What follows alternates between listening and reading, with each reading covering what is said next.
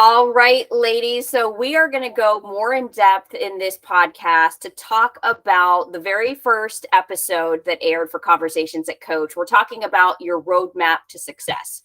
We try and keep our conversations that Coach shows and podcasts to about 25 minutes because I know that your time is valuable. So I've actually set a timer for 25 minutes. It's going to go off to let us know when our time is up. But there is so much to talk about on this topic, and we started to get really in depth during our first show, but there is a lot more to delve into. So that is what today is. We're just going to go deeper into your roadmap for success. I love this, Stephanie, because, after we did our first show, I was getting feedback from some of the people that were following and listening and, continuing just to ask those questions about setting up the vision board. What does it mean to really manifest, and the affirmations? And, I'm going to ask Cynthia this, but I'm saying, okay, we are in March, and I'm like, okay, every day I'm looking at my vision board. I'm looking at where I'm at with my goals. And, there is some room for improvement. There are some things on my board that I think I've really honed in and focused on a little bit more. And I can see where some of my other goals really, I really need to put some focus on that. So I guess this is going to go back to my accountability partner and really kind of restructuring what that looks like, because honestly, and I know I'm probably not the only one, but started off really strong. And honestly, life has gotten the best of me, to be honest. So I know now is probably a good time for me to really refocus and figure out, okay, now I'm in the next quarter. Where do I really need to shift and focus? Because again, this goes back to, we didn't spend all this time, right? We're not out setting up all these goals and doing all these things for nothing. Like we want to know what we're doing, that we're really moving forward and moving towards it. So maybe Cynthia, what are some good tips at this point? I'm reflecting on my goals, and maybe for those of you that are listening that are maybe struggling with, oh my gosh, I set all these goals, in January, and what have I accomplished? Whether it's weight or personal, professional, all the things. Well, very valid, very good questions to be asking right now. And it's perfect because we're, again, starting or going towards the end of the first quarter of the year, right?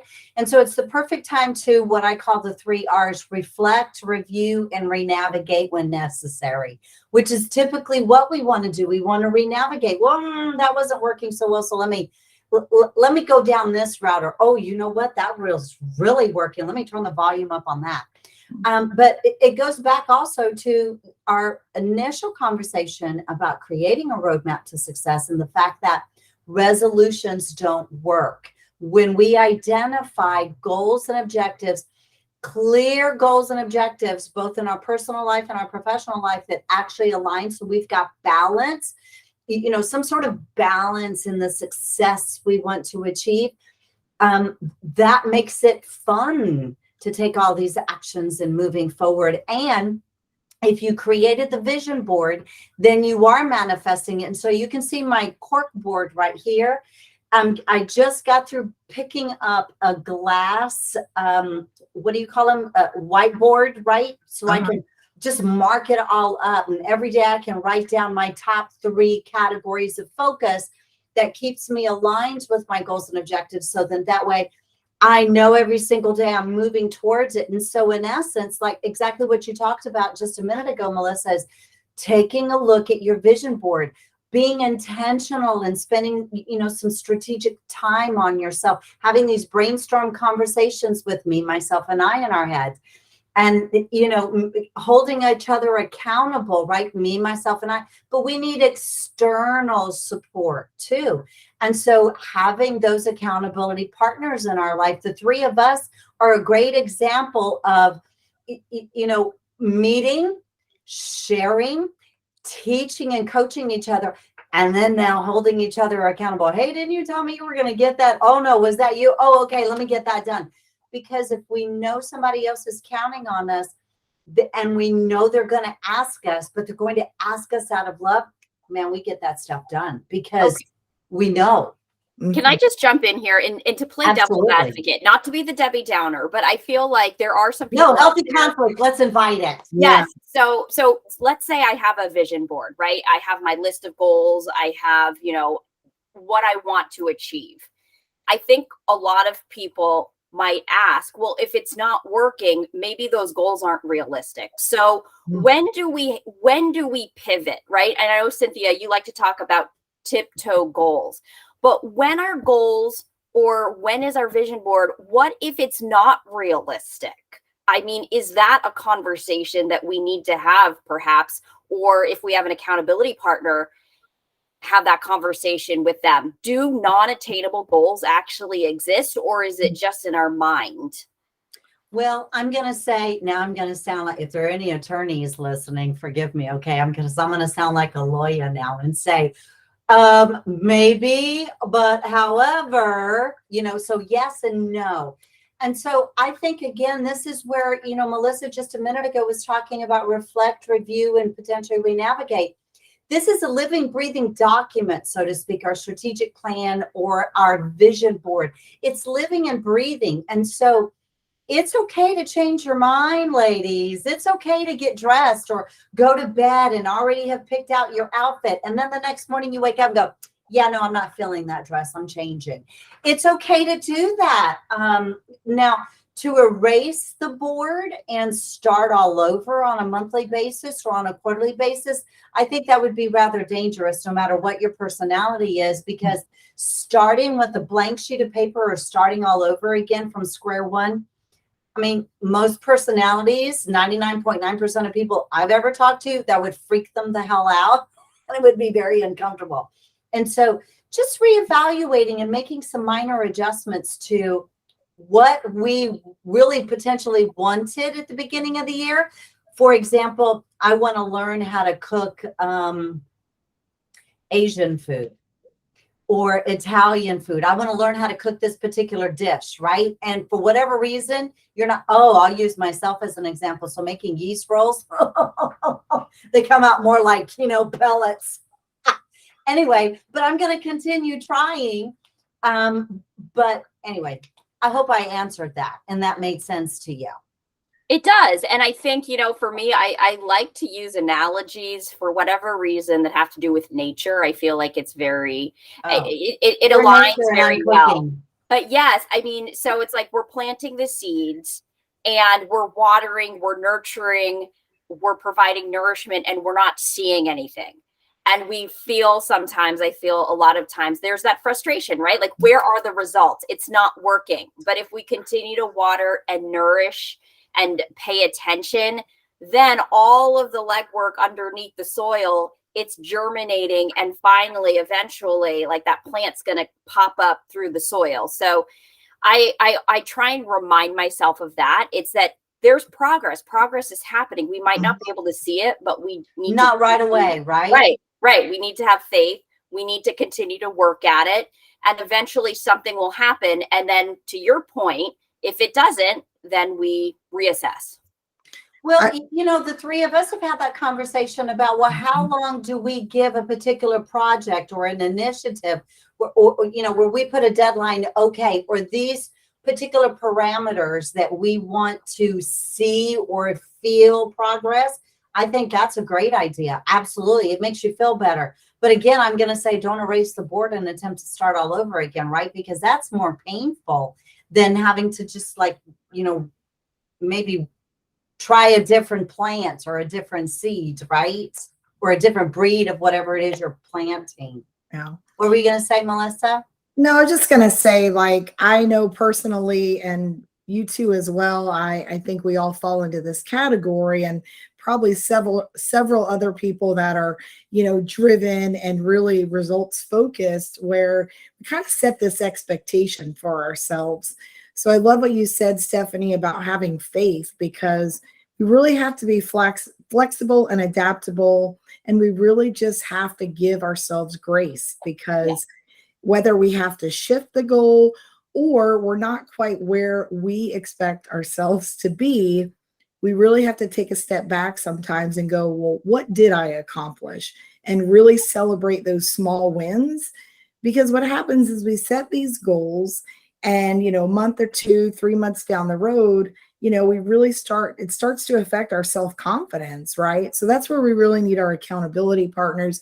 We really need someone to go, but look at what you did accomplish. So I think what you said, Cynthia, about reviewing and reflecting, you're not just reflecting, hey, this is what I haven't accomplished yet. Let's look at the small wins I have made. And to your point, what have I already been successful at? And maybe focus more there, because you're already on a path of success with what you've accomplished. So let me ask the two of y'all this question. Do you think and believe maybe that it depends on which phase in life we're at as to how we're creating our goals, how we're identifying what is it that we want to accomplish in life, as well as, so do you feel like our phase in life potentially hinders or propels us, or creates that sense of urgency? Tell me what your thoughts are in reference to goals, and are they achievable and attainable, or are they too big and too crazy? I'm gonna jump in here. I do definitely think that a phase matters. And at least for me personally, I can only speak to myself, is I feel like the phase influences how much stress I put on myself. So it's not necessarily that the goals perhaps are less or more attainable. It's the stress and the pressure that I put on myself. So for instance, when I was in my early 20s, I was fresh out of college and I wanted to get into TV news. I did not major in that. I really had no experience, but I was going to do it. And my parents were like, okay, what's your plan B? And I was offended. I was like, I don't have a plan B. Right. I'm going to succeed. I'm going to go on the Today Show. And so for me, there was no other option. And again, I viewed every small win as a victory. And I didn't focus on the failures.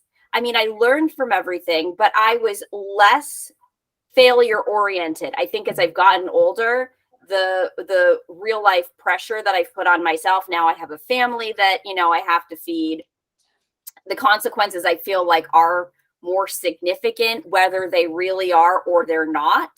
So I definitely feel like failure is more in the forefront for me.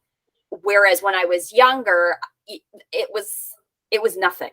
So I have to remind myself of that. We had a little more bounce in our skin when we were younger to bounce back.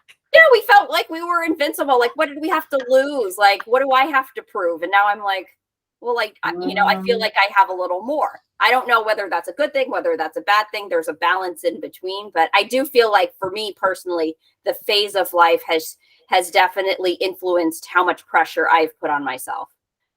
That I hear you. I hear you. Melissa, how about you? What do you think? Yeah, I would say the same. It really made me think too, when I was so career driven and just really trying to get the next promotion and do the next thing. And the way I definitely look at life and goal setting and all of that has definitely shifted for me. I think before it was more of, okay, if I just work harder, if I, put in extra shifts, if I, but as you grow and mature, right, you realize how important networking is and building strong connections and leaning on others to help you. Because before I was so focused and it was like I never asked for help. And now looking back, I'm like, wow, it's very different in how I look at what I want to accomplish versus I said decades ago. Oh my God. It's only been maybe one. Okay. Yeah. Only one. Yeah. Okay. Yes.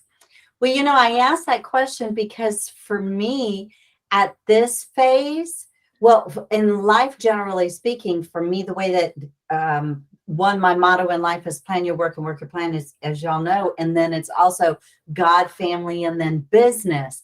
And the power of the universe tends to test me on those two things almost on a daily basis. And so for me now, being where my children are grown and out of the house, I have more of that so-called free time in the morning. I'm not having to, I mean, I need to feed myself and my husband, but it's just the two of us. Many times it's a sandwich or a bowl of soup, or he'll ask me, hey, are you cooking? Did you cook? Oh, that's right. We do need to eat dinner, don't we?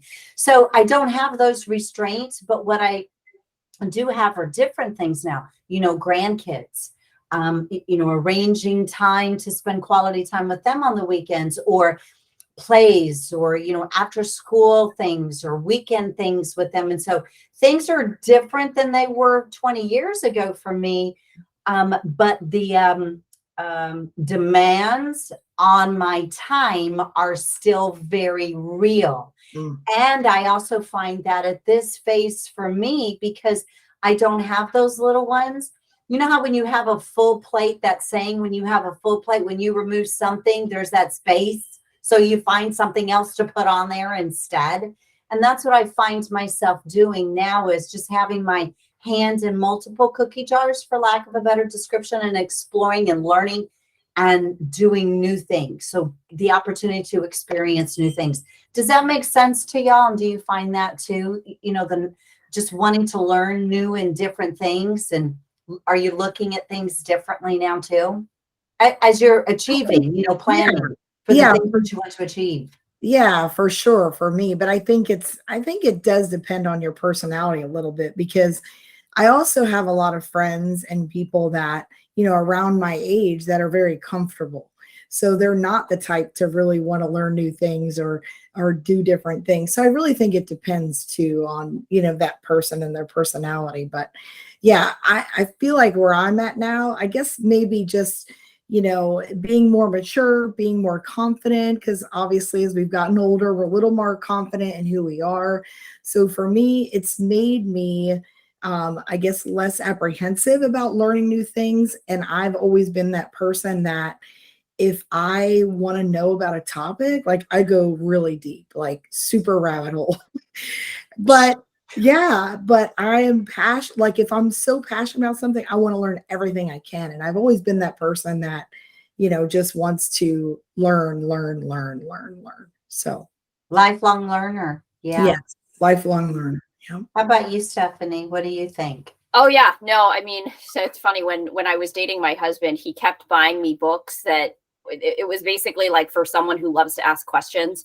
So I have always been a curious person, which I think is why I felt so connected with journalism, is I was able to ask all those questions and learn so much. But for me, what I've learned through that process is that just because you feel like you're winning doesn't mean that you're growing. So just because, and I feel that again, say it again. Just because you feel like you're winning doesn't mean you're growing. And I think a lot of people, we all want to feel like we're winning. We all want to win. It feels good. It feels fulfilling. It's comfortable. But growing requires discomfort. Growing can sometimes require pain. And so I think a lot of times people settle because you're winning. But you're not setting those tip top goals, right? You're not setting those tippy toe goals. You're setting the bar lower so you can win, but you're really settling. And I think sometimes people complacency. Yeah, people lie to themselves. They're like, well, I am. And but there's something in the back of your mind saying, no, I'm not fully satisfied. There's something missing. And it's growth. And so what I've learned personally, professionally, is that discomfort is good. And I need to lean into it, even though it's terrifying at times, because that's when I grow. And that's when real success happens. So that's what I've learned. See, this is why I'm glad you keep mentioning tippy toe goals, because for me, this is why, and you're just bringing it right back full circle. This is why for me, tippy toe goals are so important, and trusting within yourself that the reason why you made this tippy toe goal is because I can make this goal where it's right here, where I know it's attainable and I can reach it. I know I can accomplish this. But when we make a tippy toe goal, we're stretching, and growing, and becoming comfortable being uncomfortable, that we may not see progress because it's such a tippy toe goal. We may not see progress right away, but what's going to happen is, by having those accountability partners around us, and then asking those 3 R questions, review, reflect, renavigate, or not questions, but doing that, following that process and staying consistent. The rabbit is not going to win the race. Who wins the race? The hare does, because, consistency in our actions and what we're doing is what's going to get us so close to those tippy toe goals. And that's really the whole point of tippy toe goals, is making them so then that way you are continuing to push yourself. You're continuing to strive for more versus settling. Wait, you mean the Because that's turtle, what right? happens. We settle, we go, oh, okay, I can rest. You mean the turtle wins, right? Not the hare. Yeah, that's what I meant, the turtle. Okay. I just want, Yeah, because the turtle. I know that's The what you turtle. meant. Yes. Thank you. I saw the right animal in my head. It was the wrong. I But love it. does that make sense to y'all? Does that make sense to you? It does. Yes. And I think you mentioned this in your book, Cynthia. And I also read a book called The Slight Edge many years ago. And that's exactly, yeah, it's a great book. And that's Okay, exactly. I'm writing this down. Like, I'm The actually Slight writing this. Edge. It's incredible. Keep Okay. talking. Yeah, but that's basically what it is. It's the small, consistent steps we take every day that really help propel us to the next level. And, sometimes I think we get caught up sometimes with the success and, speed and all that. Comparison to others. Yes. Yes. But at the end of the day, like, it's the small consistency that really adds up over time. So I love that analogy. Yeah. Yeah, it's true. And comparison is the thief of joy. I think I heard that somewhere. Yes. Yeah. True. We cannot compare our journey to others. That is just setting ourselves up for Sadness. disaster. Grief. Yes. Disaster. Yeah. Well, it's not fair to the other person, and it's not fair to ourselves, right? I didn't mean to interrupt you, but yes. No, you didn't interrupt me. But yeah, I mean, and I've had to that's been a lesson for me, because it's so tempting. It's so tempting when you see someone else reaching what you want before you do. And it's like, well, what's wrong with me? What's wrong with my process? And then you feel less than, and then it's a spiral, because then maybe you're not as consistent because you feel like giving up, or, you feel like you're never going to get there, and it's not good. No. But you know what I do often, many times, not often, but many times suggest is that when you do want to accomplish something, start doing research and taking a look at people that already possess the success that you would like to in that particular realm, right? And identify the things that resonate for you, that you're like, oh yeah, oh, I could totally do that. Oh, I could do that. And then model it. Don't copy people. There's not plagiarism here, but modeling actions or things, the way that they think, the way that they, apply themselves, the way that they present their brand, all of these different things, the way that they approach life, some of their philosophies, their beliefs, things of that nature. When we identify with others and model some of the things that they're doing, I believe that that's a smart way to do it, not copy them, but modify and model the things that you relate to, because then that helps to propel you forward. And you end up learning a lot more about yourself, because at the end of the day, isn't that what we're talking about, ladies? Is loving ourselves and knowing who we are, being comfortable in our skin as we're creating our roadmap to success. It's our roadmap. It's my roadmap. It doesn't belong to anybody else. Just like Stephanie, yours is your roadmap. Melissa, yours is your roadmap. While there's alignment with others, and we have some kumbaya with somebody else, that doesn't mean it's the exact same thing, right? Did that make sense, my babbling just now? I think so. Yeah. No, it did. And I was caught up on us hugging ourselves. So I thought for those of The you that whole are self-awareness thing, for those of you that are just listening, Cynthia was hugging herself. So I thought, well, this is great. We should all just stop and hug ourselves right now. I was thinking throughout the whole time with COVID, I mean, think of how many hugs we missed out on. So if we weren't hugging ourselves, like what was going on, Yes. Yeah. And I think that is when we probably were aware of how much we were hugging ourselves. Either we weren't at all and we realized that. Yeah. But the timer, or we realized that we were doing a good job. But yes, absolutely. or enough of it. Yes. Or enough of it. Yeah.